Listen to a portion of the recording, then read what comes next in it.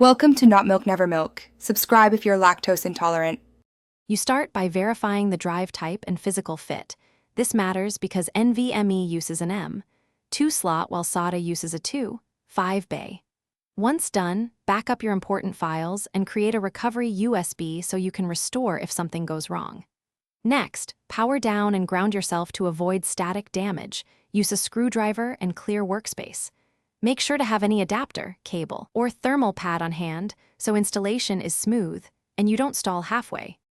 You now mount the SSD into the slot or bay, align the notch and gently screw the M2 or place the 2, 5 drive in the bracket, tighten only enough to secure it. Then boot into BIOS or UEFI to confirm the system detects the drive, enable OSI for SATA, and ensure NVMe is active. Make the SSD the first boot device if you'll install the OS. Once in your operating system, initialize with GPT for UEFI. Create partitions, format, and assign a drive letter or mount point.